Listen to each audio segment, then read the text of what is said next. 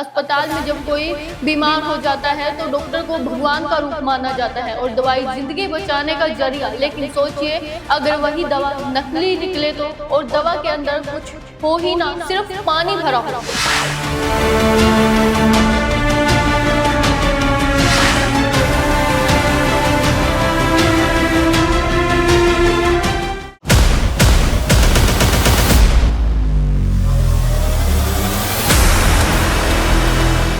नमस्कार, आप देख रहे हैं आवाज भारती और मैं हूं आपके साथ अंकिता। अस्पताल में जब कोई बीमार हो जाता है तो डॉक्टर को भगवान का रूप माना जाता है और दवाई जिंदगी बचाने का जरिया। लेकिन सोचिए अगर वही दवा नकली निकले तो, और दवा के अंदर कुछ हो ही ना, सिर्फ पानी भरा हो तो।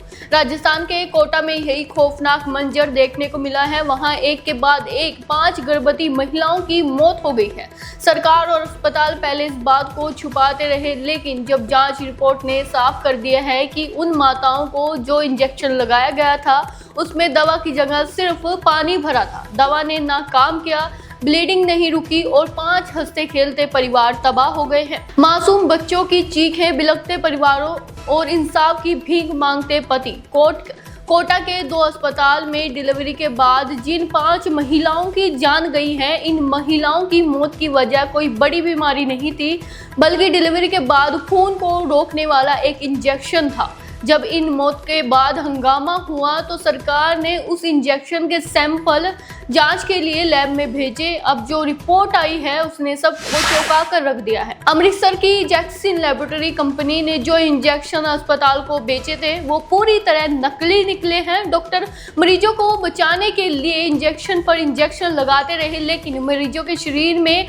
दवा की जगह सिर्फ पानी जा रहा था। नतीजा ये हुआ कि खून बहाना बंद नहीं हुआ और तड़प तड़प कर 5 माताओं की जान चली गई। सरकार और प्रशासन इस मामले पर पर्दा डालने की पूरी कोशिश करता रहा, लेकिन सच को ज्यादा दिनों तक दबाया नहीं जा सका।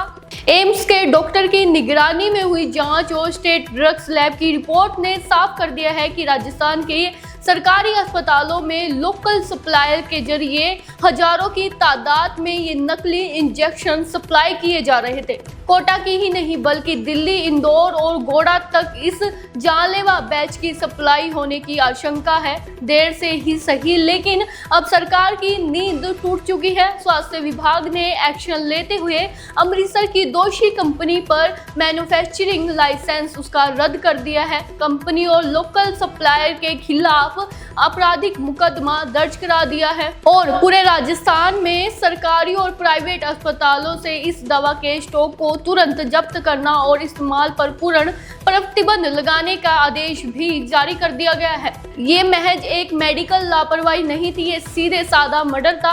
दवा की जगह पानी भरकर बाजारों में बेचना और चंद रुपए के फायदे के लिए किसी की जिंदगी से खेल जाना, इससे बड़ा अपराध कुछ नहीं हो सकता है। देखना होगा कि क्या इन 5 माताओं को इंसाफ मिलेगा या हर बार की तरह फाइलें ठंडे बस्ते में डाल दी जाएंगी। और ऐसी ही बड़ी और तमाम खबरों के लिए जुड़े रहें आवाज भारती के साथ।